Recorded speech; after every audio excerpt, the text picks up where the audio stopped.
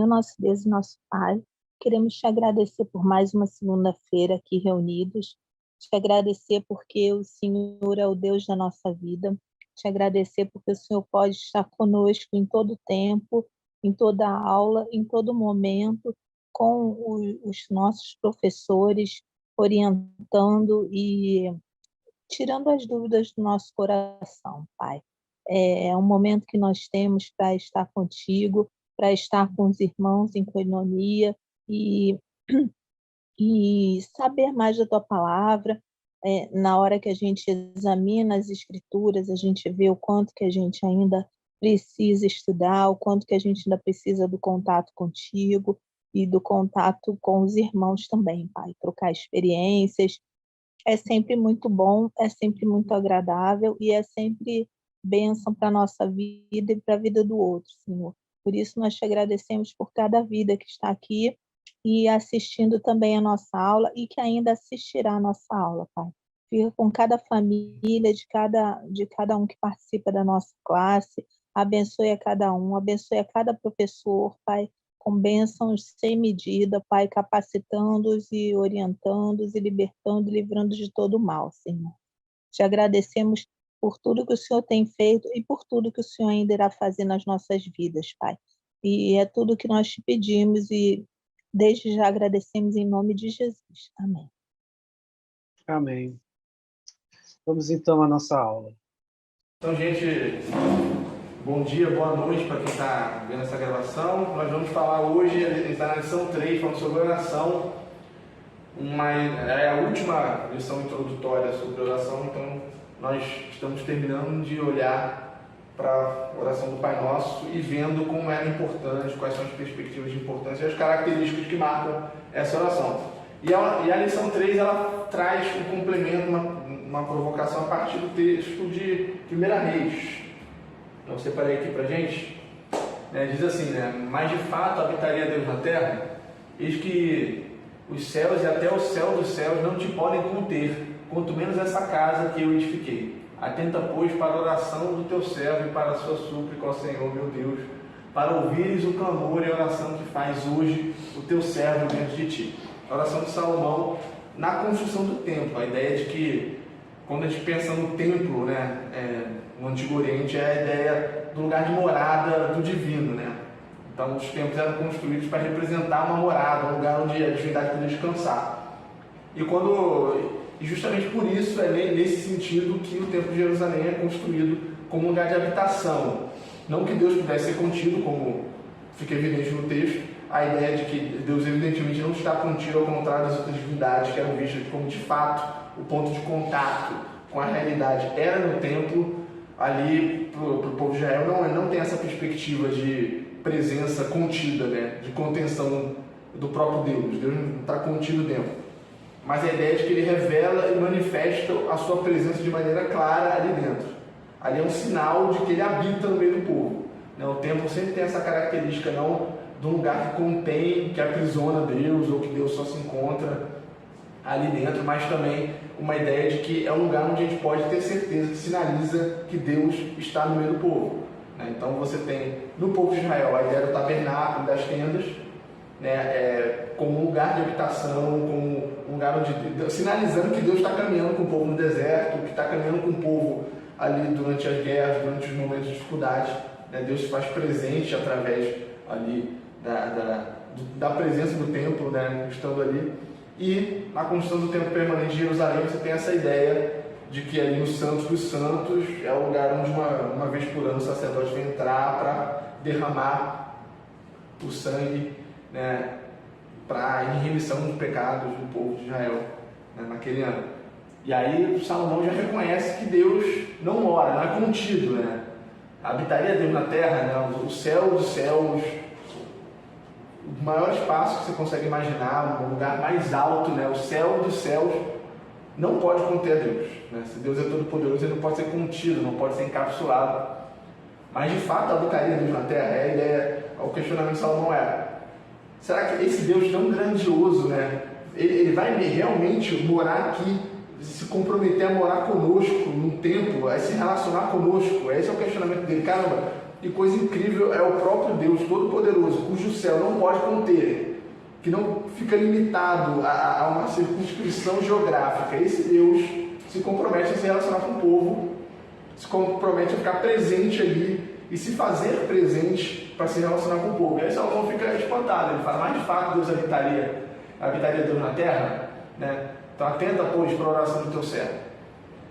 E aí a provocação do texto é justamente que esse Deus que habita em luz inacessível, que é transcendente, que é totalmente outro, diferente da criação, esse é um Deus que escolhe se relacionar com o seu povo, que escolhe um povo para si e que desde a eternidade entrega o seu filho para comprar um povo para chamar de seu. Então existe essa perspectiva da oração ser uma manifestação desse contato com Deus. Deus quer se relacionar com o seu povo. Isso tem que deixar a gente constrangido e tem que nos comover de alguma forma, né? O próprio Deus Todo-Poderoso, ele quer se relacionar, ele se coloca no templo. E aí eu vou fazer uma grande digressão, porque como especialista em Novo Testamento, a gente vai para o Novo Testamento. Jesus fala que ele é o novo templo, né? A gente olha para Isaías 9, fala que, né, o povo que estava em trevas viu grande luz, o povo que estava ali em perseguição sobre os assírios, aí o texto de Isaías 9 que fala o vinho se vos deu, tem justamente essa ideia de que a tribo de Nebulon e Naftali, que são citados no texto, estão mais ao norte, perto de por onde a Síria sempre vem, sempre onde tem guerra, sempre o primeiro lugar a ser afetado. Ele falou, ali, essa terra foi a primeira a sofrer, mas vai ser a primeira a ver a luz. E é Nazaré. Na época de Jesus era a terra de Nazaré, a região ali em volta do lago. E aí a ideia de que aquela luz se manifeste, ela vem ao mundo. E essa luz vem trazer o rei, né, o rei messiânico. Né? A luz é sempre essa ideia de que vai trazer, é um sinal da chegada do rei. E aí a partir do momento que a gente olha para Jesus, Jesus se coloca, né, como a luz do mundo, o próprio João fala isso. E ele, durante o livro de João, ele vai se colocando, eu sou, ele fala muito eu sou a luz. Ele fala, um certo momento, que ele é o verdadeiro, eu sou o verdadeiro templo, eu sou a habitação de Deus com o homem. Né? Se a gente olha para cá, a gente vê Salomão espantado, porque Deus se compromete em habitar num templo, num lugar, né, e se relacionar com o povo através de sacrifícios, etc. Deus dá um passo a mais e escolhe se relacionar com o homem a partir de Jesus Cristo.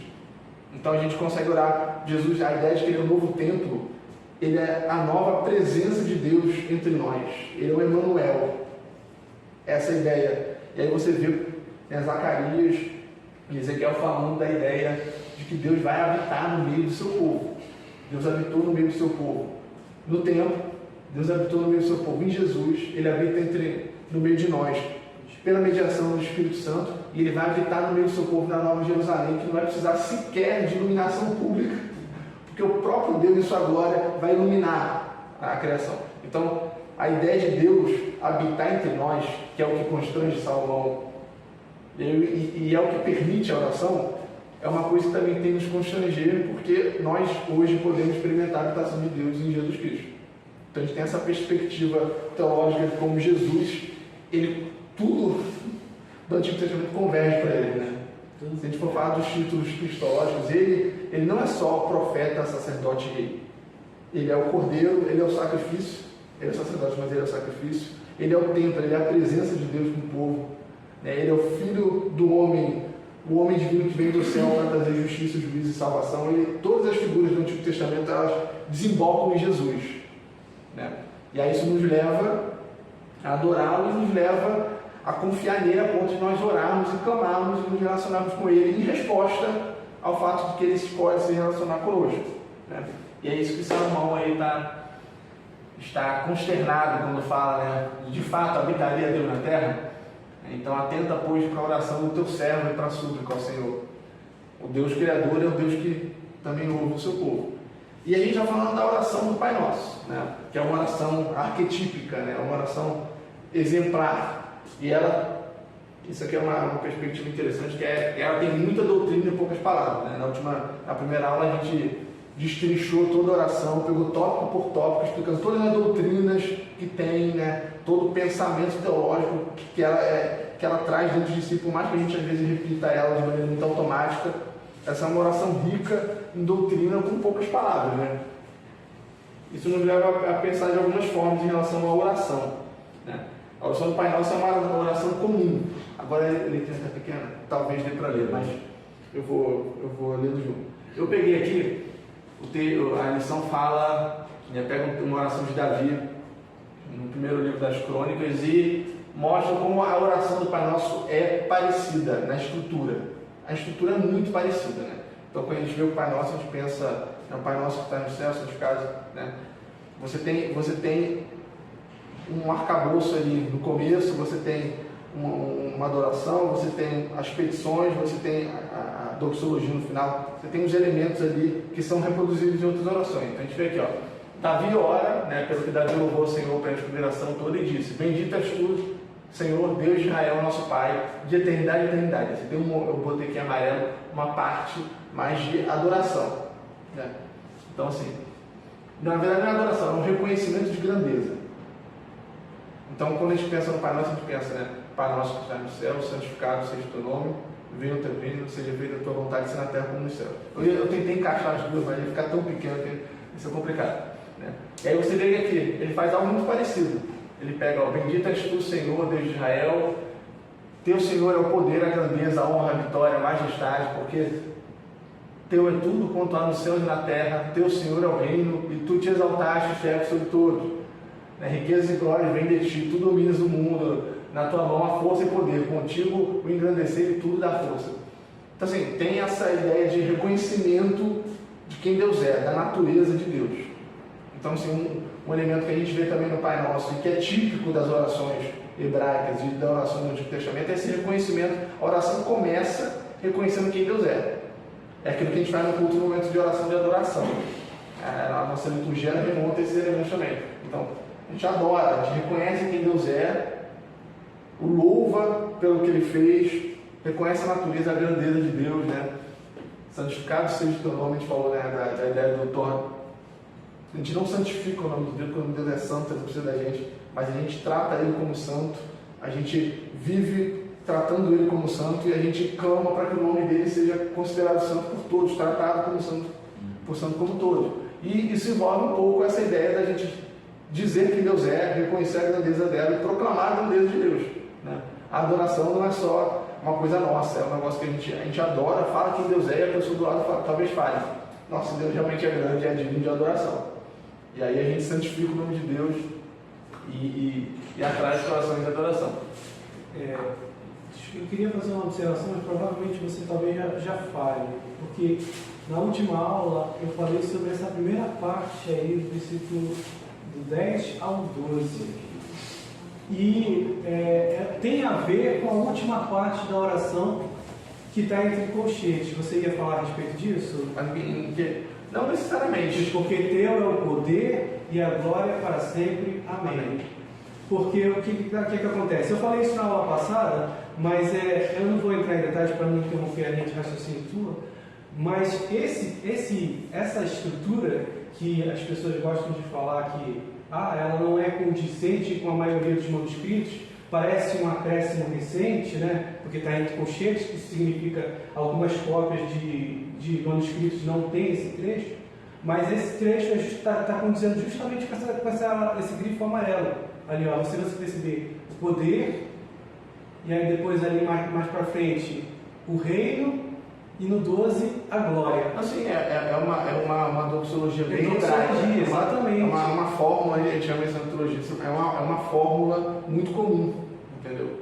E quando a galera também fala que quando você vai na manuscritologia é um assunto um pouco mais, não é questão de ser polêmico, mas é uma questão de assim, a gente tem que lidar com o material que a gente tem, mas de qualquer forma o texto está ali em colchetes também não, é uma estipulação, uma inferência. A gente tem uma afirmação de transparência. Exatamente. Então o pessoal fala, se você quiser se debruçar para estudar, não quer dizer que aquele texto seja herético. Quer dizer que, assim, provavelmente, se... Aí eu estou dando de hipótese, né? Estou fazendo um grande colchetão aqui. É uma hipótese. Por exemplo, se ele não tiver nada de manuscritos mais antigos, talvez alguém tenha escrito aquilo no final como uma pessoa, lá no século II, escreveu aquilo e falou como forma de adoração, falando, depois de ler o Pai Nosso, o cara escreve Amém. Exatamente. Eu falei assim, entendeu? Aí a gente se perde um pouco também na...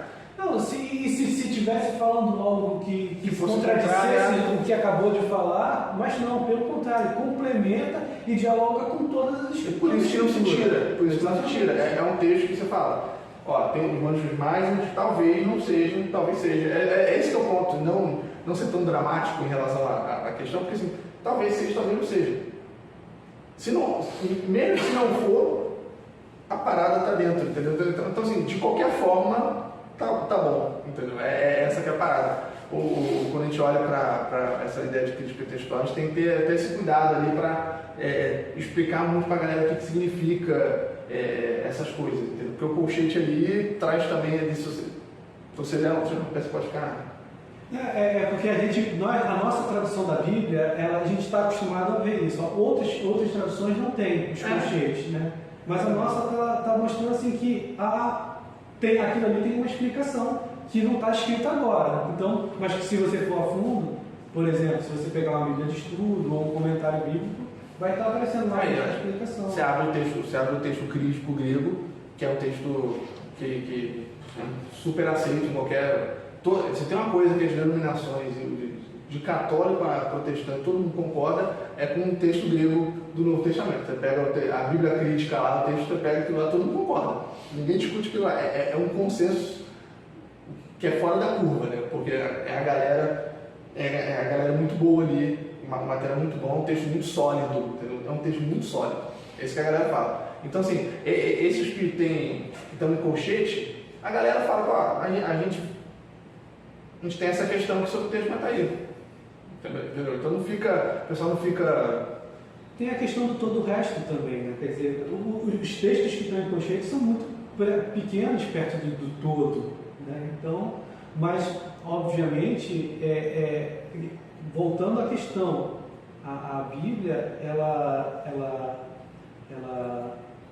tem esses detalhes porque a pessoa não tem os originais da Bíblia. Não existem os originais. Mas esse foi transformado, tem que fazer uma aula, uma série de aulas só sobre esse negócio. Eu vou fazer só um último parênteses para voltar. Como eu falei que eu estou fazendo letra de grego lá na FRJ, eu participei do grupo de pesquisa do pessoal de direitos, a gente ia aqui no na Biblioteca Nacional, e eles têm, né, um manuscrito do Novo Testamento, do século X, umas coisas maneiras, que obviamente não vi, porque não tem muito acesso. Mas a gente entrou uma época no setor de obras raras.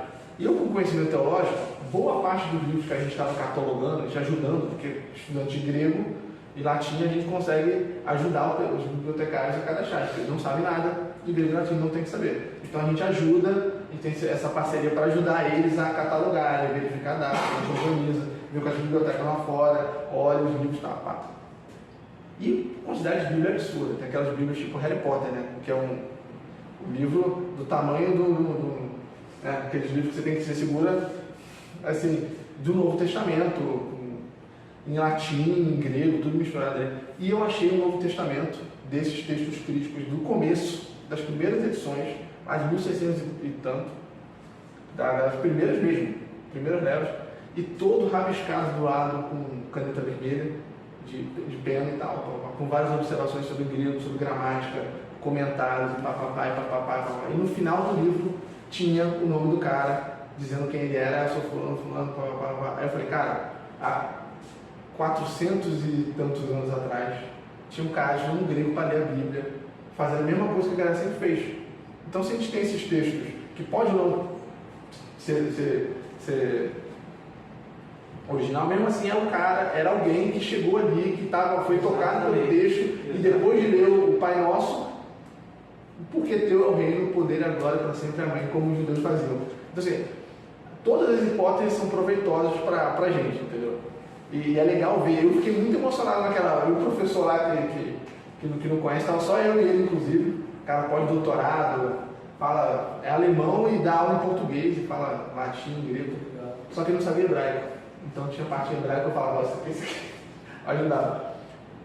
E aí eu estava lá olhando para aquele texto assim, embasbacado, porque tinha um cara que tinha o mesmo tipo de busca de se debruçar sobre o texto, fazendo como os antigos faziam, cara. E isso é muito legal para a gente perceber como a oração do Pai Nosso é importante, né? Como ela impacta, como é um testemunho de fé, e a lição de ensinamento é um testemunho de fé que fica para a igreja, né? E impacta desde sempre. A gente está voltando aqui, ó, a gente fez essa primeira parte que é bem parecida, esse reconhecimento da grandeza. Essa parte verde diz assim: agora, pois, o nosso Deus, graças te damos e louvamos o teu glorioso nome, porque quem sou eu e quem é o meu povo para que pudéssemos dar voluntariamente? Existe uma ideia de contrição, de você reconhecer que diante desse Deus grandioso, que é esse primeiro movimento aqui, né? Deus é grandioso, etc, papapá, você reconhece, cara, quem sou eu e quem é o seu povo para que pudéssemos dar voluntariamente essas coisas? O que a gente pode te dar? Porque tudo vem de ti, né? Eles estão falando num contexto de oferta, de culto, etc. Tipo, quem somos nós para te darmos alguma coisa? Porque, né, tudo vem de ti, das tuas mãos, tu damos. Tudo que a gente recebe, tudo que a gente dá de oferta, a gente recebeu primeiro, entendeu? É a ideia de Tiago, né? Que tudo que é bom, tudo que é bom perfeito, toda graça e bênção vem do alto, e o reconhecimento disso, né, gera um movimento de humildade diante de Deus. Então, assim, uma característica que marca essa oração, termina aqui, ó, porque somos estranhos diante de ti, peregrinos como os nossos pais, como a sombra são os nossos dias sobre a terra, e não temos permanência.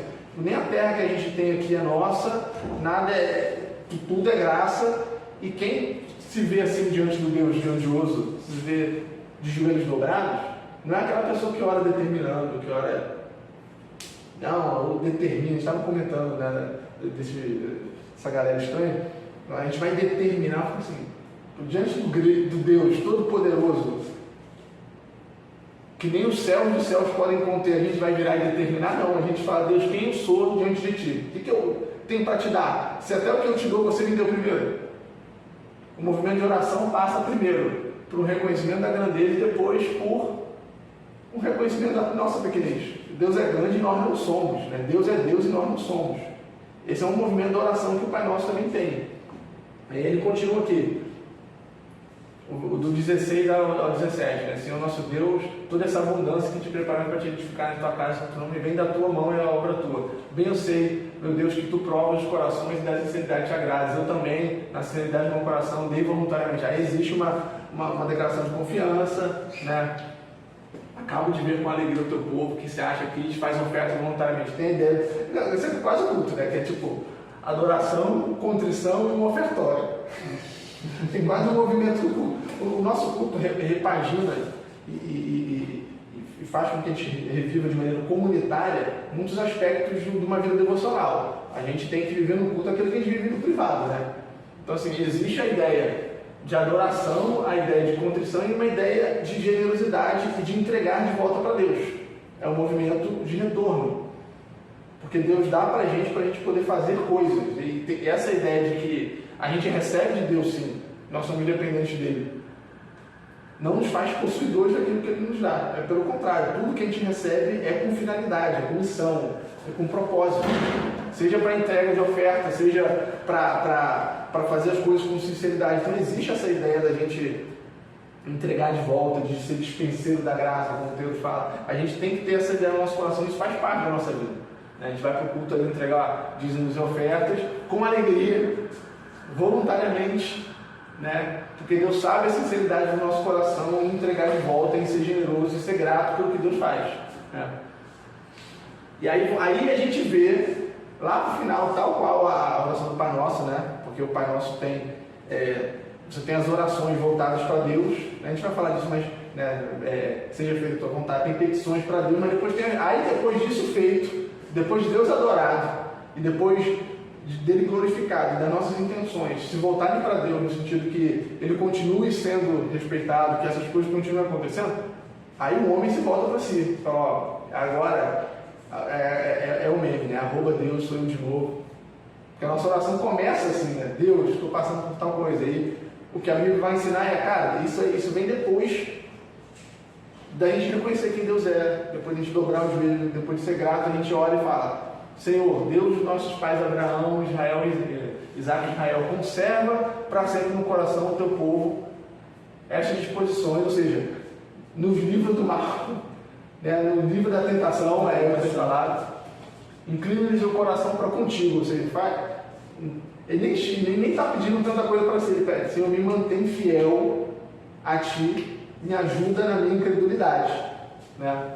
E a Salomão, meu filho, dá o coração íntegro para guardar os teus mandamentos, os teus testemunhos e os teus estatutos, fazendo tudo para edificar esse palácio para o qual providenciei. Aí ele pede o que ele queria. A ideia, Salomão foi quem realmente fez o templo do jeito que a gente conhece, e a ideia de que aquilo que ele estava fazendo era importante, era algo. A gente faz isso com a igreja, a gente ora pela obra da igreja, a gente ora pelas nossas petições pessoais. Então, a ideia de que as petições vêm no final mesmo, vêm depois da gente reconhecer, não no sentido de petismo bobo, nem nada, mas no coração que se move diante de Deus, e mesmo quando está com demandas, ele olha para Deus e fala: Deus, o Senhor é maravilhoso, o Senhor é bondoso, o Senhor é digno de louvor, eu não sou nada diante de Ti, por favor, olha para mim e me escute. E aí a gente fala, né, mesmo no momento de dificuldade, o nosso coração tem que estar contrito diante de Deus, a gente tem que ser ainda tocado por quem Deus é, entendeu?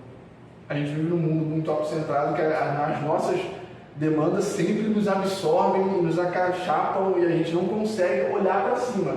E Deus fala: olha para mim, mantém os olhos em mim, entendeu? É esse movimento, né, que a Bíblia nos ensina. A visão teocêntrica, ela muda o ponto de vista da oração. Quando você desloca, você tira um elemento do egocentrismo da oração, vai mudar.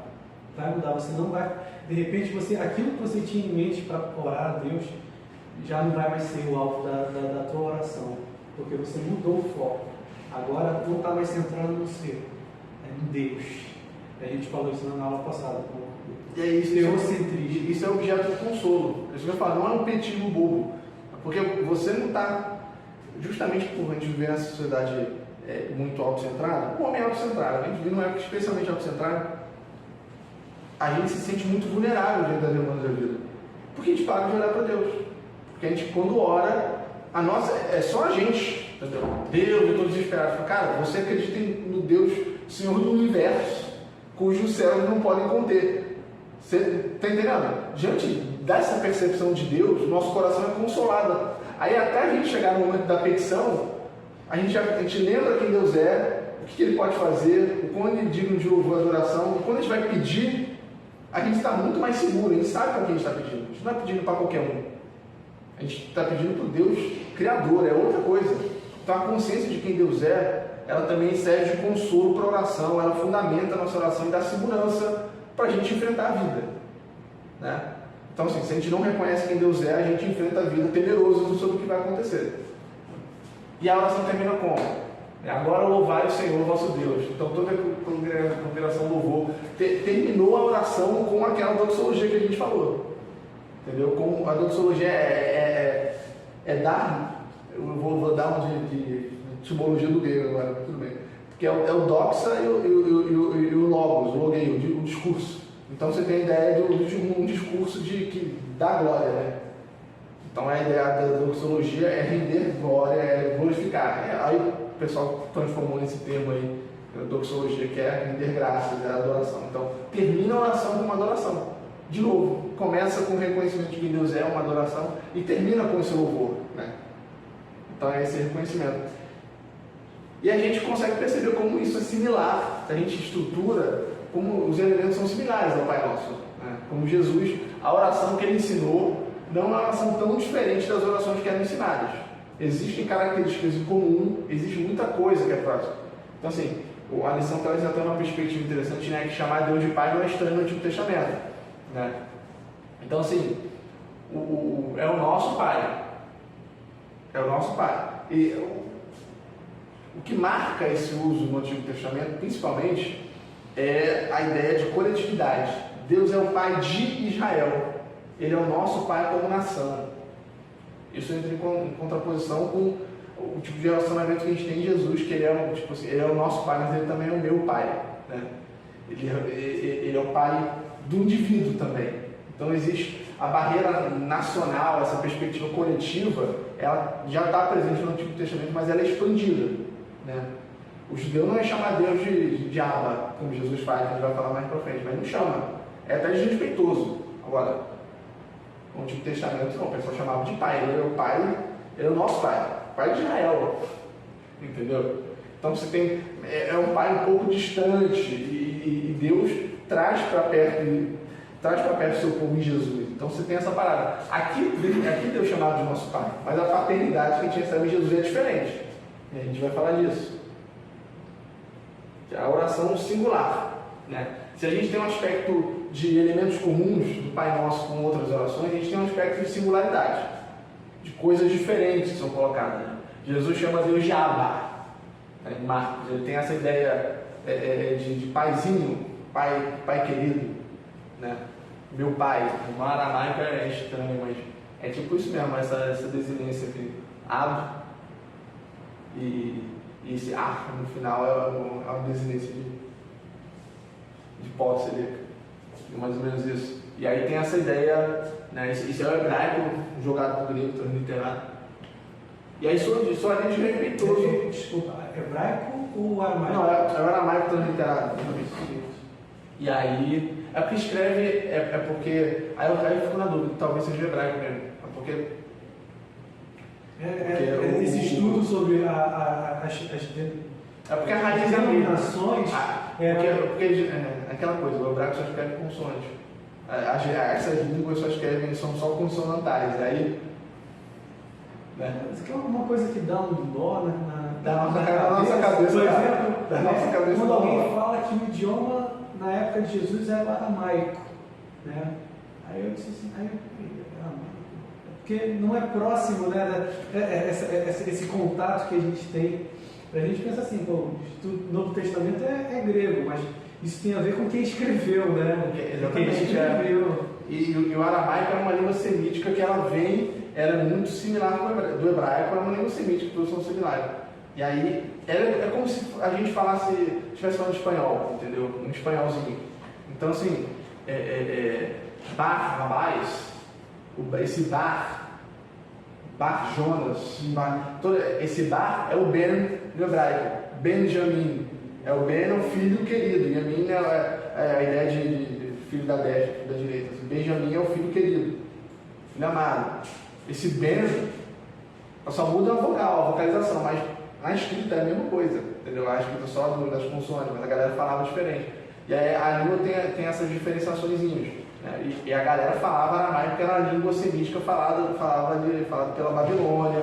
Então depois do exílio, o hebraico também é uma língua mais cerimonial, ela não era tão falada depois da volta do exílio, entendeu? Ela era língua religiosa. O pessoal falava lá, lia os rolos, tinha que aprender o hebraico, etc. Tinha que ser um escriba para poder lidar com aquilo da maneira correta, enquanto o aramaico era a língua mais popular, que era o que o pessoal falava de fato. Mas era uma língua muito parecida, entendeu? É muito próxima, né? E aí, enquanto o grego foi usado para escrever. Então o pessoal escreveu, porque todo mundo falava grego em volta do mar Mediterrâneo. Então você tem essas coisas. Aí o cara escreve com letras gregas a pronúncia do asa. Isso é transliterado, que é só jogo na letra, entendeu? Então, tipo, Maranata, a mesma coisa. Então você tem, é a palavra da outra língua escrita. É como se a gente estivesse escrevendo em inglês com as nossas palavras, né? Aquele jeito que a gente escreve. Escreve como se pronuncia, a gente escreve a portuguesada, é esse negócio. Né? E a ideia, uma das singularidades que o texto traz, né, a oração do Pai Nosso, é a ideia de que Jesus chama Deus de paizinho, né? Uma ideia de pai querido, ou papai, uma coisa assim. Alguém falou uma vez que é a maneira como as crianças se referem ao pai. Uma explicação do termo. É como as crianças naquela época se referiam aos pais.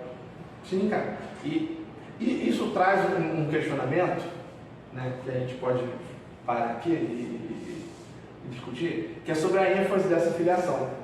Porque o que Jesus traz para si, né, que ele nos ensina, é um tipo de relação com Deus que é diferente. Porque o Deus de Israel é o Deus do povo, o pessoal tinha uma relação distante com Deus. E o que Jesus propõe, o que ele torna possível, né, propõe no sentido assim, ele propõe para a gente falando, mas ele torna possível. É uma relação de paternidade próxima. Né? Isso envolve, sempre que a gente fala disso, envolve a gente desconstruir nossos conceitos de paternidade, porque nossos pais são imperfeitos. Então, quando a Bíblia fala de pai, ele não está falando dos nossos pais, né? Ele está falando do nosso pai. Meu pai é ótimo, mas ele é homem, entendeu? Falando do Pai do céu. A gente discutiu sobre o que significa a paternidade divina, né? O Deus Todo-Poderoso, transcendente, que entrega o seu próprio Filho para nos tornar filhos também. A paternidade de Jesus, o amor que ele manifesta, é um amor que nos constrange, é um amor que é gracioso, que não exige contraprestação. E é o tipo de amor que provavelmente nossos pais não conseguem nos dar de maneira plena. Então, assim, sempre a nossa imagem paterna vai influenciar do jeito que a gente olha para a paternidade do pai. E a gente precisa ter consciência de que pai é esse, né? De que Jesus está falando, de que nós somos filhos. Né? O prólogo diz que Jesus, ele é a luz verdadeira, a luz que veio ao mundo, mas ele é uma luz que veio dos seus, mas os seus não receberam. Mas, aí verso 12, ele diz que mas todos aqueles que receberam, deu-lhes o poder de serem feitos filhos de Deus. Né? E é engraçado porque o João faz essa diferenciação que os outros evangelhos não fazem. João, ele tem o Huios, que é Jesus. Jesus, ele é o Huios de Deus. Ele é o Filho único, né? Tem ideia, é o monogenes, é o Filho único de Deus. Então mas nós somos tecna, tuteu, né? Crianças de Deus. Ele tem uma ideia, que ele coloca nessa ideia mesmo, nós somos crianças de Deus. E é quando Jesus fala, usa um linguajar quase infantil, e ele coloca as crianças também em um lugar de relação próxima. Não, eu sou amigo das crianças, vinde a mim, não criem empecilhos para as crianças virem para mim. A ideia que Jesus está querendo passar é de como nós temos que nos relacionar com Deus. Como é que a criança se relaciona com o pai? A criança não leva nada, a criança não tem o que dar para o pai. O pai tem tudo que ela tiver. E quando a criança chega o Will vai saber disso, que agora está nessa fase, a criança chega com um desenho, que às vezes você olha e você fala, minha filha não vai ser artista, entendeu? Sabe? Aí o pai fala, mas você sabe que ela fez no coração, você sabe que aquilo, tipo, é só uma demonstração de afeto, você olha aquilo com graça, e você fala, tudo bem. Tá maravilhoso. E você sabe que, tipo, o desenho tá perfeito. E a criança quer se expressar, ela quer demonstrar amor, mas você fala, minha filha, você nem precisa demonstrar seu amor por mim, porque o amor que eu tenho por você não precisa de contraprestação. Eu te amo primeiro, né? E a criança é dependente do pai. A criança, ela quando precisa de socorro, ela corre para o pai. Quando ela precisa resolver as questões, ela corre para o pai. Quando ela está triste, ela corre para o pai. Quando ela precisa de alimento, ela corre para o pai. A ideia que Jesus passa de filiação não é essa filiação de Deus estabeleceu as regras, os 10 mandamentos, e agora a gente tem que cumprir essas coisas, e aí Deus vai nos aceitar como povo. E aí nós somos parte da nação de Deus. Não, eu sou teu pai, você é meu filho, você é minha criança, você depende de mim. A relação de dependência da filiação aponta para esse lado. Jesus usa um vocabulário desse. Ele desenha no Evangelho de João e nos outros evangelhos como tem que ser a relação, né? E a gente às vezes se relaciona com Jesus ou com Deus a partir de uma questão de méritos, de obediência. A gente obedece, mas Deus não faz por mim. E a gente leva para o outro lado, no ponto que Jesus fala, cara, eu sou teu pai, você é uma criança. E você é minha, eu vou cuidar de você. Isso muda totalmente o jeito que a gente olha para Deus e como a gente ora. Porque a gente não ora para o pai que estabeleceu regras, e esse pode ser o equívoco quando a gente olhar para as paternidades terrenas. O pai que estabeleceu regras cuja desobediência envolve punição e que a gente tem que tentar agradar desesperadamente porque está a ponto de brigar com a gente. Não é essa paternidade. A paternidade é do pai que cuida dos seus filhos, que ama incondicionalmente e que paga o preço que for necessário. É diferente. Então Jesus propõe uma relação só no usar de vocabulário e só no se expressar, né, teológico, especialmente no Evangelho de João. Ele traz João faz esse esforço de diferenciação. Ele nunca usa ruídos para a gente. O filho mesmo, o filho unigênito, o filho especial, é Jesus. Nós somos as crianças de Deus. Nós somos filhos, mas no sentido de crianças também. Nós somos feitos filhos dele, gerados por ele, como o texto continua dizendo. E aí essa diferenciação não é nos isolar, é o contrário, porque Jesus, sendo o Filho unigênito preferido, ele que foi entregue. Então, assim, isso deixa mais claro ainda o tipo de relação que Deus quer ter conosco, né? Ou o Filho que era o preferido, o Filho principal, foi ele que foi entregue, aquilo que era mais valioso, né? E aí a filiação é totalmente baseada nesse Filho ter vindo, ter se feito carne, nos ensinar a orar. E aí ele ensina, fala, ó, é a partir dessa filiação que você vai falar com Deus. Você vai ser visto por Deus como uma criança que chega sem nada na mão pedindo, que chega depositando totalmente confiança. Aqui é outro aspecto, né? Que a criança confia totalmente no pai. Tanto que a gente não compartilha os perrengues financeiros, a nossa insegurança, a gente não compartilha com a criança, porque a criança não tem estrutura para lidar com isso. E Deus fala a mesma coisa, olha só, quem tem que se preocupar e trabalhar sou eu, é sobre mim que você joga os seus problemas, porque sou eu que resolvo. Então a relação já está proposta aí, a gente só esquece de como funciona, e às vezes a gente se perde nessa relação, mas que Jesus deixa claro, só por um pronome, só pelo jeito de se relacionar com o Pai, o tipo de relação que nós temos que ter com Deus, na oração do Pai Nosso já fica claro para a gente também, e por isso que era singular. Esse é o tipo de relação que não tem no Antigo Testamento, que é tornado possível por Jesus. Entendeu? Quando eu falo que a gente está em posição de vantagem do judeu, é sobre isso. Eles esperavam o Messias, a gente já tem Messias. Aquilo que para eles é a expectativa futura, para a gente é certeza já realizada. A gente olha para trás para ter certeza que Deus já fez. Né? A gente faz que nem o povo de Israel fazia lá no livro de Samuel, né? Tipo, a gente olha para a pedra e fala, até aqui nos ajudou o Senhor. A gente recuperou a arca, está tudo certo. Até aqui ajudou, ele já fez. E toda vez que a gente passa aqui, a gente vai lembrar que ele já fez, e por isso ele vai continuar fazendo. E a gente tem esse tipo de relação com Jesus. A gente está em vantagem com os judeus. Os judeus ficaram esperando, tentando achar o Messias. Enfim, a gente tem essa vantagem. E a oração é singular por causa desse tipo de revelação da relação com o Pai. Esse é só um aspecto, né, do que a gente pode falar. E aí nós temos aí algumas razões para a gente terminar. Razões para usarmos a oração do Senhor. Né? Primeiro porque ela já foi ensinada por Jesus. Só por isso. Questão autoritativa. Eu estou escrevendo sobre o prol de João, então toda a minha teoria se resume ao prol. O último verso fala que ninguém vê o Pai, ninguém consegue ver o Pai. Moisés não viu o Pai. Quando foi receber a lei, ele falou, se esconde aqui no buraco da rocha que eu vou passar. Você tem que olhar, você vai ver de costas, olha lá. Mas Jesus, o Filho, que está no seio do Pai, está do lado do Pai, é quem o revelou. A revelação sobre quem Deus é vem de Jesus, porque ele está do lado do Pai, ele tem essa autoridade de revelação, ele é revelação plena. Hebreus diz que ele é a expressão exata do ser de Deus. E o que a gente precisa entender do ser de Deus, por mais que a nossa teoria sistemática escrevesse muito sobre o ser de Deus, está em Jesus. Está em Jesus, porque Deus é incompreensível. Quem quem consegue conhecer a mente do Senhor? A Paulo fala isso. Mas Jesus revelou. O que a gente precisa entender de Deus está manifestado, está revelado em Jesus. E ele ensina o quê? Ora é assim. Pronto, resolveu. É questão autoritativa. Existe essa questão autoritativa só por Jesus ser quem é. A responsabilidade revelatória está em Jesus. Né?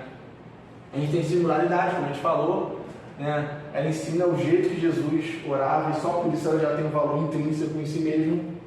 Né? Ela tem uma estrutura insuperável. Né? A gente estudou na primeira lição ali os tópicos, como ela organiza todo o pensamento. Ela tem uma elaboração teológica profunda, ela se preocupa com o ser de Deus, com o seu reino, com a chegada e com a manifestação da vontade de Deus. Depois de depositar essa confiança e reconhecer que ele é soberano, traz as petições, a petição sobre, né, o pão de cada dia, né, uma provisão que é dependente, né, uma provisão que eu confio em Deus, eu peço que ele me dá o de hoje, porque eu sei que ele vai dar todo dia. É uma afirmação de dependência também. Né?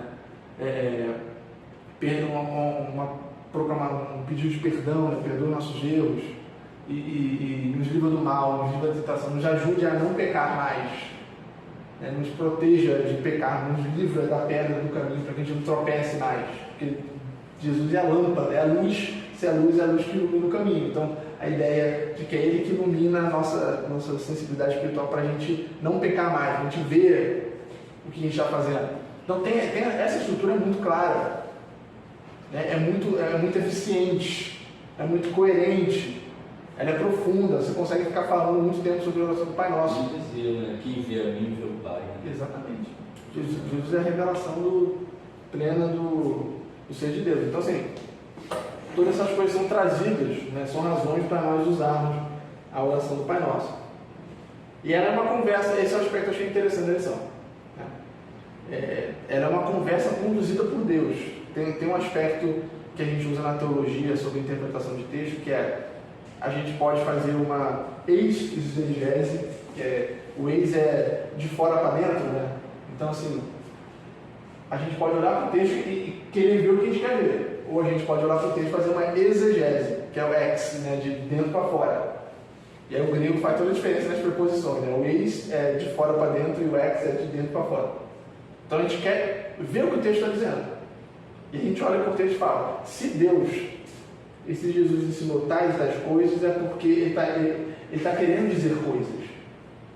No final das contas, a revelação das Escrituras é uma conversa proposta com Deus. Então a gente fala, por que Deus está dizendo essas coisas? Que pergunta ele está respondendo? O que ele está querendo dizer com isso? E a oração do Pai Nosso, ela tem essa característica de dar resposta às perguntas, a perguntas. Tipo, ela responde questões. Por mais que às vezes a gente só encare como uma oração, mas Deus já ensina a gente falou sobre isso, né? O caráter parenético, o caráter de ensino que as Escrituras têm. Então, por exemplo, a quem sou eu? Quem é Deus? Ele é o nosso Pai.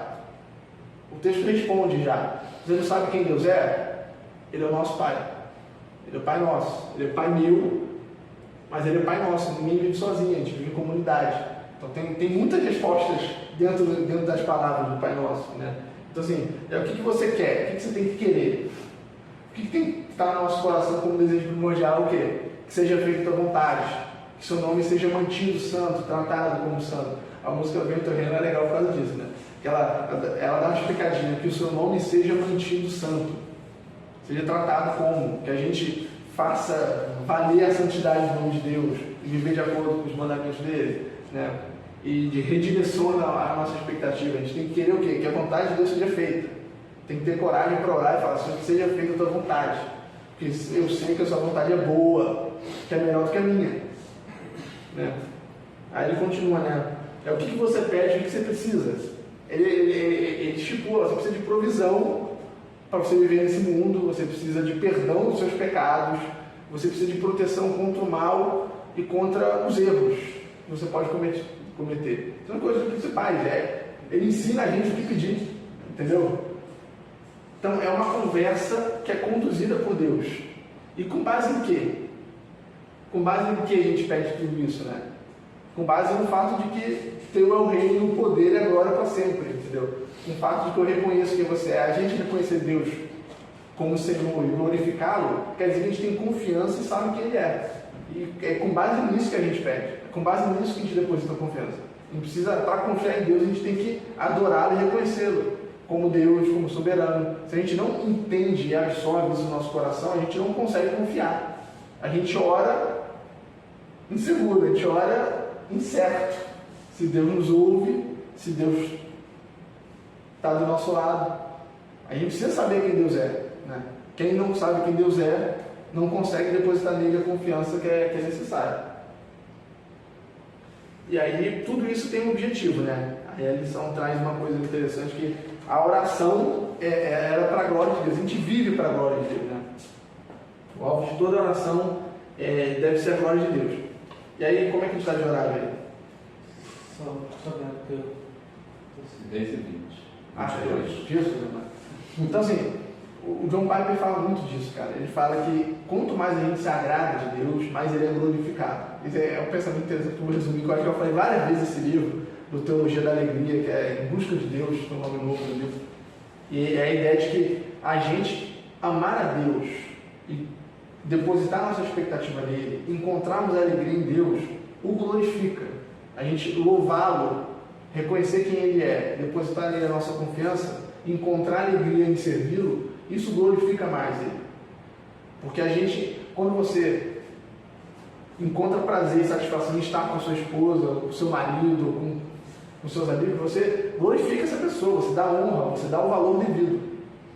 Então essa ideia também se aplica a Deus. Quanto mais a gente encontra satisfação, quanto mais a gente deposita expectativa, quanto mais a gente o adora e a gente encontra satisfação nele, mais ele é glorificado.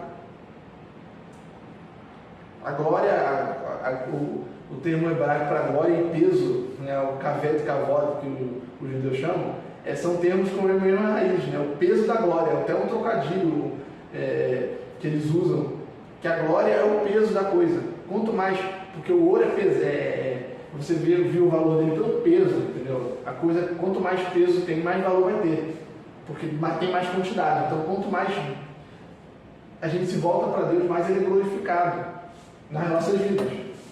E aí o objetivo da nossa oração deve ser glorificar Deus. E aí, fazendo como? Fazendo o quê? Através das petições verticais, né? Santificando o nome dele nas nossas vidas, vivendo de acordo com as normas de Deus, tratando Deus como santo, como totalmente outro de verdade, né? Não achando que Deus é um Deus condescendente, bobo. Não, levando a sério quem Deus é, entendeu?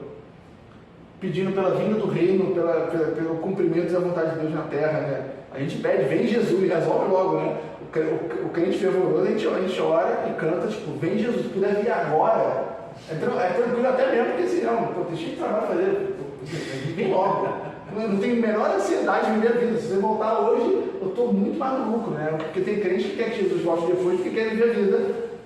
Porque ainda é importante aquilo que ele vai fazer aqui. Exatamente. Isso é muito doido. Isso é muito doido. Quando a gente para para racionalizar, você fala, não, cara, eu vou casar em setembro. Eu falei isso para o Malu, eu falei isso de púlpito, né? A última vez que eu preguei na igreja, eu falei, cara, se Jesus voltar amanhã, eu vou casar em setembro.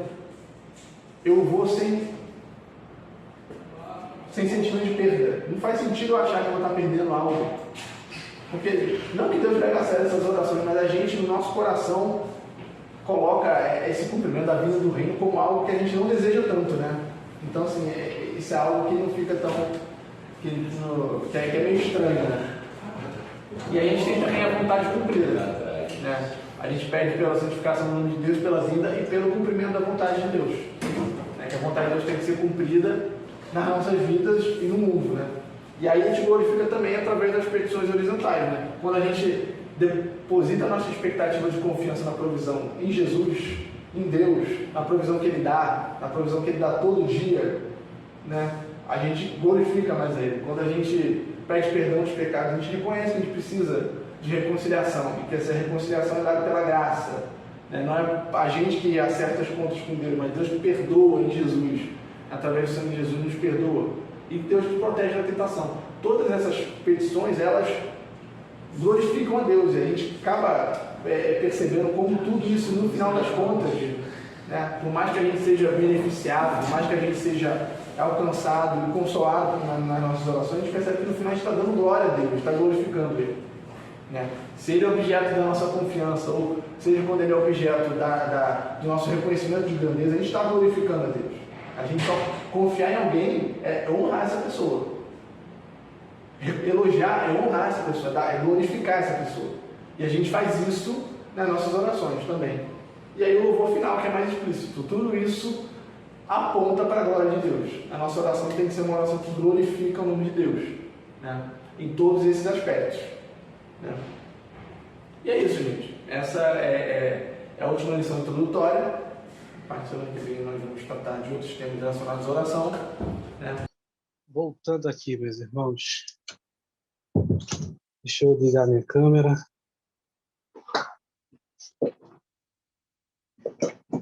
Então, agora a gente pode abrir para aqueles momentos, né, de participação de todo mundo.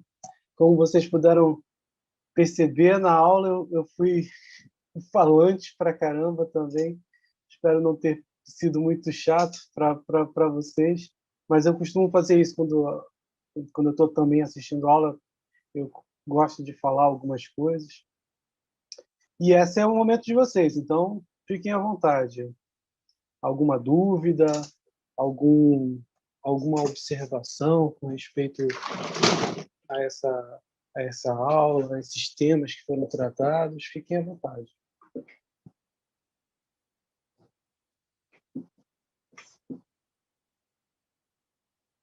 Tudo muito bem compreendido? Deixa eu ver quem está quem está aqui com a gente. Quem está aqui com a gente é a Fátima, a Ana e a Rosângela. Rosângela, você não tem nada para falar, não, Rosângela? Às vezes as perguntas da Rosângela são muito boas para a gente ter aí uma movimentação. Eu fiquei maravilhada, embora eu tenha perdido A algumas primeira partes por parte, causa da minha né? internet. Você está me ouvindo? Estou ouvindo Acho que perfeitamente. não está. Então, embora eu tenha perdido algumas partes, porque eu estou com uma internet aqui lutando, entendeu? Mas eu achei fantástica a aula dele, porque ele vai levantando aspectos, né, da oração que eu nunca tinha pensado. Não sei vocês, né, mas eu nunca tinha pensado em certas coisas que ele foi falando, né? E foi bem interessante. Gostei. E essa questão, né? Obrigado, Rosângela, pela participação, né? Essa questão da proximidade com Deus, né? Nós termos o nosso direcionarmos a nossa oração ao Abba, né? Ao nosso Pai querido. E é algo que realmente a gente tem que ter faz toda a diferença, né? Quando a gente pensa em oração, com toda aquela preocupação com as formalidades. Percebam, nós estamos falando, já estamos na terceira aula, falando apenas sobre a oração do Pai Nosso, né? Apenas falando sobre essa oração como sendo modelo. Claro que a gente tem liberdade de direcionar as nossas orações de muitas maneiras, né? O próprio livro dos Salmos é um compêndio de orações que não seguem um mesmo formato o tempo todo, mas há ali uma preocupação em nós termos realmente a oração como sendo algo que é íntimo, né, entre o homem e Deus, e algo que modifica as nossas vidas, né? Reforço sempre aquilo que a gente já vem falando em torno desse tema.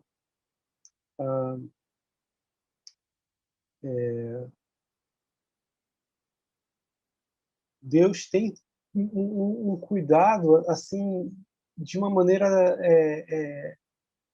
muito grandiosa, né, conosco quando nós estamos proferindo as palavras, né, para que a gente possa moldar o nosso próprio caráter conforme as orações que a gente faz, né? Por isso que quando a gente às vezes se direciona a Deus como alguém que está fazendo uma oração corriqueira, está fazendo um pedido de oração desses que a gente costuma ver por aí, né? Eu quero isso, eu quero aquilo, e, e aí a gente enche a pessoa de Deus com esses pedidos materiais, e a gente perde muito em aprendizado, em podermos, sabe, ter uma transformação de vida ao ponto de nós chegarmos e realmente bendizermos ao Senhor, querendo cada vez mais estar perto desse Deus que tanto nós amamos. Então, é isso que a gente tem visto nessas 3 aulas, tem sido precioso, né? E a gente ainda vai ver muito mais. Ainda vai ver muito mais. Você quer falar de novo, Rosângela? Não consigo. Aqui está demais. Olha, eu vou ver se eu vou para outra parte da minha casa. A minha casa é grande, aí eu estou com uma atividade tremenda aqui na interessante que ele falou foi o fato da oração ter uma conversa, né? Que, na verdade, Deus está respondendo às nossas perguntas, né? As nossas petições. Quer dizer, Deus está conversando conosco através da oração, né, do Pai Nosso. Isso aí também eu achei totalmente assim coerente, né? Porque ele vai respondendo, é como se você estivesse perguntando e através da oração ele já fosse respondendo. Responde quem ele é, responde quem nós somos, né? Quem ele é na nossa vida, a nossa provisão. Foi bem interessante a aula. Assim, uma questão, Rosângela, que vale a pena a gente conversar a respeito disso é o fato, assim, esse aspecto que a gente está falando de aprendizado na oração, ele não é necessariamente uma resposta de Deus. Obviamente, nós cremos que Deus responde às nossas orações, né? Às vezes positivamente, quando é favorável às nossas súplicas, às vezes negativamente, quando nós recebemos o não de Deus, e aí a gente entende que essa é a vontade soberana de Deus. Deus nos comunica a sua vontade nas orações também, nas respostas. Agora, a nossa fonte principal de ouvir a Deus é a leitura da palavra de Deus, o estudo sempre baseado na palavra. E é essa palavra que está ensinando a gente a orar, né? É essa palavra que está mostrando para a gente, que está dando um modelo, que está dando todo um conjunto de metodologia que faz com que a gente perceba no momento, no ato da oração, se nós estamos realmente desnudando a nossa alma perante esse Deus, ou simplesmente jogando palavras ao vento, como a maioria faz, né? Quando nesse mundo corriqueiro, né? Onde a gente só oferece a Deus o que sobra, né? Quando lembra, ora na hora do almoço, agradecendo, somente isso. No final do dia, faz aquela oração rasa, porque já está cansado, mas aí a gente acaba abrindo mão de ter um momento precioso com Deus, onde a gente realmente mostra uma preocupação em sermos mais obedientes a Deus, em sermos mais buscarmos uma vida de santidade, pedirmos perdão pelos nossos pecados, né? Uma coisa que a gente sabe, mas muitas vezes a gente esquece, é a questão como que a confissão de pecados ela não é simplesmente você dizer perdoa os meus pecados, mas você dizer, Senhor, me perdoa porque eu errei nisso, nisso e naquilo.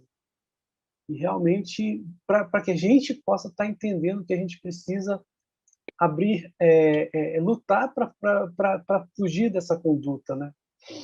Então, realmente é importante a gente ter esse momento mais atencioso com a oração, né? Evitar fazer a oração em momentos que propícios a distrações, né? Evidentemente, nós podemos orar em qualquer local, no ônibus, no banheiro, né?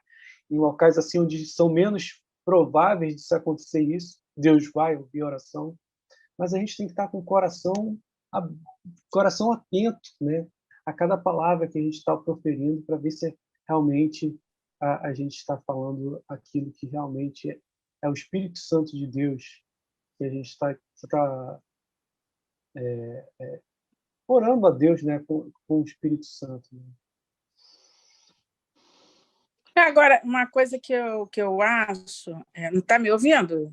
Tô sim. Que, por exemplo, às vezes você está entrando num lugar, numa situação, né? E aí você lança a mão de uma oração, por exemplo, de um salmo mesmo, Salmo 23, Salmo 91, que já é algo que foi pré-estabelecido ali, que já foi dito por Davi, né? Foi a oração dele. E a gente ora aquela oração fazendo dele as nossas palavras. E eu acho que não tem problema algum, pelo menos eu faço isso várias vezes, né? Eu estou numa situação e aí até mentalmente ali eu não posso nem estar falando, então eu mentalizo uma dessas orações já prontas da Bíblia, mas como sendo aquilo um sentimento meu ali naquele momento. E Deus responde, né? O que você acha disso? Não, tranquilo. É uma conduta muito, muito, muito válida, né? Você ter a prática de leitura dos salmos. Eu gosto de falar isso, inclusive. Se você quer aprender a orar, obviamente nós estamos falando do Pai Nosso e nós vamos continuar Vou falando tirar dele. o É o vídeo, o melhor. áudio, não consigo. Você não está escutando a gente, não, Rosângela? Não, não, eu vou para. Olha, menina, eu estou andando aqui, uma coisa de louco. Está muito Você ruim a internet, fi- gente. fica, Olha que fica, a Vivo Fibra.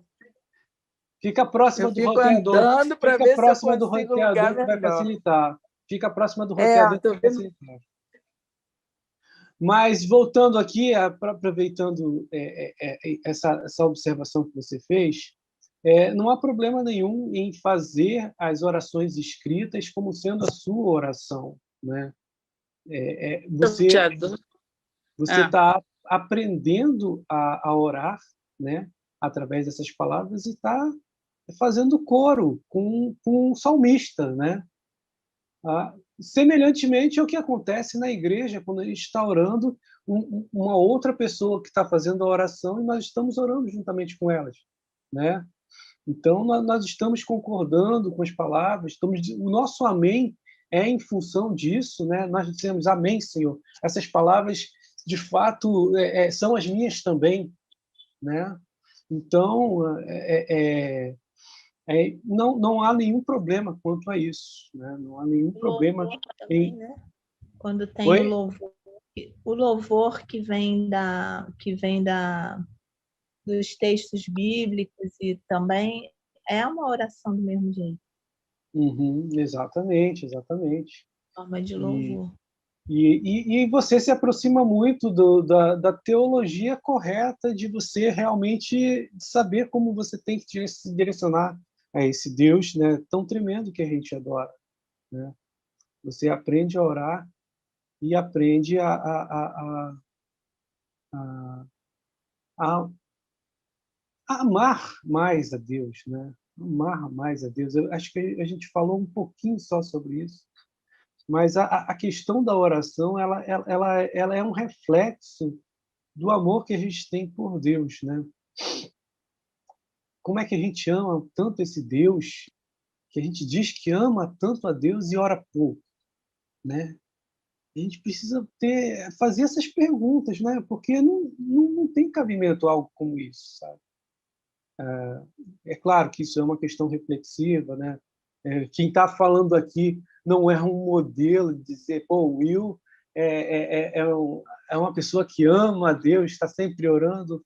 Eu não, longe de mim ter essa audácia, né, de falar que sou assim, mas é algo para a gente ficar pensando, porque se a gente de fato ama esse Deus, a gente precisa falar mais com Ele, a gente precisa se direcionar mais a Ele, né? E realmente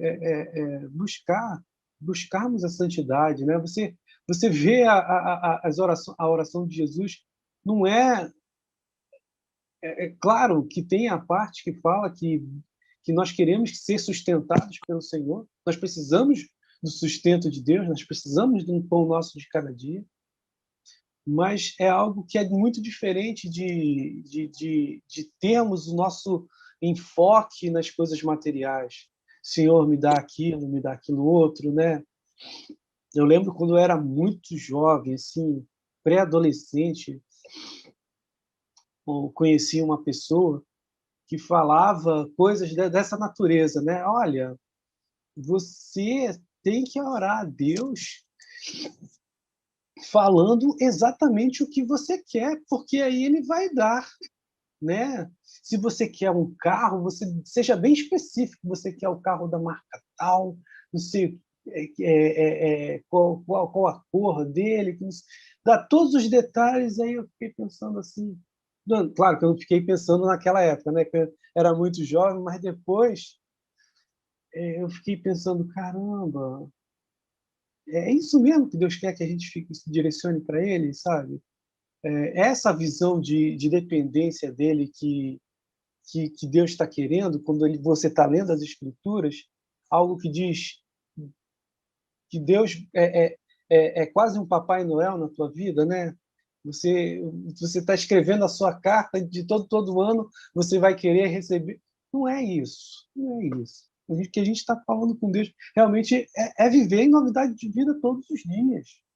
É buscar realmente esse relacionamento que nos é tão estranho justamente porque a gente não tem o hábito. A gente precisa realmente desenvolver o hábito de termos um relacionamento mais íntimo com Deus para realmente vencermos as batalhas do inimigo todos os dias, né? Todos os dias a gente tem que lutar contra a tentação, pedir perdão pelos nossos pecados. E isso é experimentar uma transformação genuína, né? Se alguém tiver com... E a oração também do agradecimento, né? Que às vezes a pessoa só fica focada no pedir e não olha o que ela tem, né? Porque quando você tem uma casa, a casa já não é mais importante assim, né? Aí você já começa a pedir, aí pede outra coisa, sendo que muita gente não tem nem a casa, né? Quando você... Então, você tem... Eu acho que é razoável, né? Você agradecer, embora você já tenha, entendeu? Porque muitos não têm, né? Se você tem o alimento, eu não consigo imaginar hoje, né? Antigamente, não, nossa. Mas hoje não dá para eu me alimentar sem agradecer. E quando, às vezes, estou com pressa, né? Às vezes você está com aquela pressa, aí você começa a comer, ai, Senhor, me perdoa. Estou comendo igual um animal, que isso? Aí já paro ali na onde eu estou, no meio, e oro, né? Peço desculpa, peço perdão a Deus, que já fui atropelando, entendeu? Então, quer dizer, eu agradecer pelas mínimas coisas que, de repente, para você, naquela situação, já são corriqueiras, mas que aquilo é um grande presente, porque tudo que nós temos vem de Deus, né? Então, agradecimento, eu acho que é algo assim que as pessoas têm que atentar para agradecer, sabe? A saúde, a própria vida, né? O acordar, entendeu? Deixa eu dar uma olhada aqui no YouTube, só um minutinho, gente.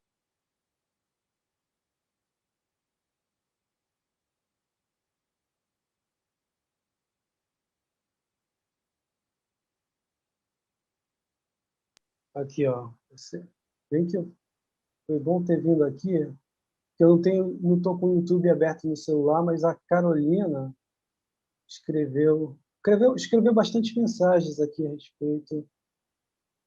Aqui, por exemplo, que ela escreve: podemos fazer um paralelo de como chegamos a Deus, como nossas demandas, a forma como Jó faz a seus questionamentos a Deus, e Deus não o responde.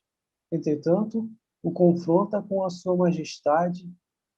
E é uma pergunta que ela está fazendo. Deixa eu ler melhor isso aqui. Podemos fazer um paralelo de como chegamos a Deus com nossas demandas, a forma como Jó faz os seus questionamentos e não o responde, entretanto, o confronta com a sua majestade e poder, né? Falar sobre Jó é algo um pouco complicado, né? Mas, evidentemente, a gente lembra muito do que... Jó é um ótimo exemplo a respeito de oração, né? Se a gente for começar falando a respeito de tudo que ele passou, né? Tudo que ele passou, né? Nossa. E assim, o enfoque da história de Jó, ele não é necessariamente sobre oração, mas a gente vê lá um homem atormentado pelas suas mazelas, né? E pela consciência de que ele não está recebendo a punição conforme as suas ações, né? Mas os amigos que estão ao redor dele estão incriminando ele o tempo todo. E olha só que situação, né? E depois Deus se manifesta, né, no final do livro de uma maneira grandiosa, mostrando, né, a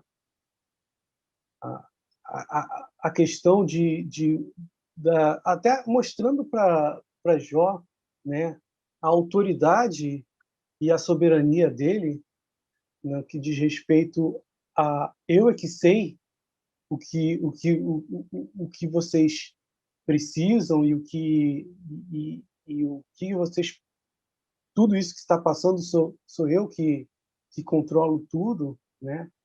E Jó ao final responde que não tinha mais o que falar, né? A todo aquele desejo que ele tinha de dizer, de chegar ao tribunal de Deus e defender a sua casa e sua causa foi por água abaixo. Ele diz: tentei falar, mas agora só me resta me calar mesmo.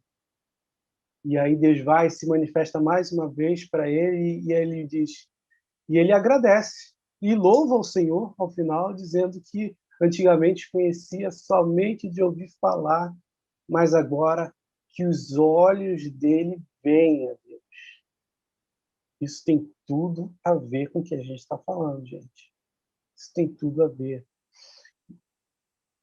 Analisem a maneira como nós temos nos direcionado a Deus e mostrem e vejam se nós estamos chegando diante de Deus com a nossa justiça ou com a justiça do alto, né? Especialmente quando a gente está passando por problemas onde a gente não sabe a resposta, né? Por problemas que envolvem coisas que a gente nem sabe explicar. E eu acredito que as doenças, né, são esse tipo de problema, muitas vezes. Diante da morte também, né, William? Diante da morte de um ente querido, assim, jovem, né? Eu vivenciei isso quando eu perdi meu esposo, entendeu? E ele ficou 13 dias no hospital após um acidente, num atropelamento, e ele era um servo do Senhor. Então, nós tínhamos, assim, no nosso coração, a gente tinha quase que uma certeza que Deus ia operar um milagre e ia salvá-lo ali, né? Mas não foi isso que aconteceu. Ele veio a óbito. Então, no primeiro momento, você fica assim, meio que sem chão, né? E você fica querendo questionar a Deus. Só que eu sempre lembrava das palavras dele mesmo, que a Deus não se questiona, Deus se adora, né? Exatamente. Então, você tem que fazer como os jovens, tem que calar para também não falar o que depois até contra você mesmo, né? Porque, às vezes, no momento de extrema dor, você pode falar algo que não agrade a Deus. Então, é melhor calar, entendeu? E glorificar a Deus. Porque glorificar a Deus quando está tudo bom é uma coisa, mas quando Deus dá um não e você glorificar, né? Foi o que Jó fez ali, porque ele estava ali padecendo sem uma razão, ainda sendo acusado. Isso também é um exemplo para a gente, que a gente às vezes vê uma situação no outro e já quer apontar, né, o dedo, mas a gente não sabe qual é o propósito de Deus com aquela pessoa, entendeu? E é complicado isso. A gente tem essa questão de Jó veio bem a calhar. A gente tem que ser cuidadoso, cauteloso, não só conosco, mas com os outros também, entendeu? Em momentos difíceis, se não tem o que falar, fique calado, né? E Deus vai entender o seu calar, né? Vai entender, porque você não aceitou, quer dizer, você não concordou, mas você aceitou, né? Vai fazer o quê? Entendeu? Em relação a Jó, o que a gente precisa ter em mente é o processo, né? Nem tudo que a gente passa na vida é fácil de assimilar, né? Nós colocamos aqui alguns exemplos da morte, doença, e isso nos afeta de uma maneira que a gente perde o chão, né? Exatamente. A gente está acostumado a lidar, mas aí quando chega esses problemas a gente diz assim, caramba, tudo aquilo que como é que eu vou lidar com isso na prática, né? Na teoria estava bonito, na prática é outra história. Na prática E aí você tem realmente o processo de transformar o direcionamento da tua oração conforme o seu próprio coração e orar segundo o coração de Deus, isto é, conforme os desígnios que Ele estabelece para as nossas vidas como sendo bom, perfeito e agradável. É essa mudança que tem que acontecer, a mudança do meu próprio coração para o coração de Deus. É a conformidade do meu coração com o coração de Deus. E isso não acontece muito, às vezes, num estalar de dedos, mas é a maneira correta de a gente se direcionar a Ele, fazendo, de fato, uma oração, como a gente tem aprendido aí, né? Como temos aprendido. Uma oração realmente de mudança, e não de quase do nível supersticioso, né? Então a gente muitas vezes a gente cai, né? Estamos com um avançado horário, gente. Carol, eu sei que você escreveu ali no YouTube outras coisas, mas eu acho que eu não vou conseguir acessar aqui no computador aqui do quarto, né? Eu estava com o YouTube lá aberto, mas a minha filhinha ainda tá acordada, aí ela atrapalha um pouquinho. Ela tá bem serelepe hoje. Mas eu acho que a gente conseguiu falar muita coisa boa, né, a partir dessa aula do Jefferson, né? A gente precisa ter em mente realmente essa busca pela completude das nossas orações, né? Segundo o modelo do Pai Nosso. E é isso, meus irmãos. Eu acho que a gente pode encerrar. Alguém mais queria falar alguma coisa? Eu não quero interromper ninguém, não, né? Cadê? Não. Então, vamos encerrar, então. Já são 10h05. Agradeço mais uma vez a todos que participaram. Carol, eu vou depois dar uma olhada lá nas mensagens que você escreveu no YouTube. E aí, se tiver alguma coisa que a gente ainda não trabalhou direito, a gente vai conversando pelo nosso grupo, né, nas redes sociais, no WhatsApp, no Telegram, e aí a gente vai aprendendo juntos, né? Essa é a proposta da nossa classe. Rosângela, você pode orar para a gente encerrar? Posso sim, irmão. Oremos. Amado Deus, Senhor Jeová, meu Pai querido, Senhor, quanta coisa nós temos aprendido aqui, Senhor. Muito obrigada pela disponibilidade do Gerson, do professor Gerson, do Will, como tem nos esclarecido, Senhor, tem dado um novo direcionamento sobre a Tua palavra, sobre o Teu querer. Continua nos ajudando, meu Pai. Continua, Senhor, esclarecendo a nossa mente, porque a Tua palavra diz que Tu queres uma oração e um culto racional, e não apenas emocional, meu Pai. Então, nos ajuda, Senhor. Muito obrigado, que essa aula alcance mais pessoas, que seja esclarecedora e abençoadora para todas elas, meu Pai. Abençoa cada um que está aqui nessa aula, abençoa nossas vidas, que nós possamos ter disponibilidade e vontade, meu Pai, de estarmos aqui aprendendo mais de Ti. É o que eu te peço e já te agradeço em nome de Jesus, Senhor. Amém. Glória a Deus, aleluia. Amém. Glória a Deus. Vamos ao nosso moto. Procura apresentar-te a Deus, aprovado, como obreiro que se envergonhar, e que maneja bem a palavra da verdade. Da verdade. Glória a Deus, aleluia.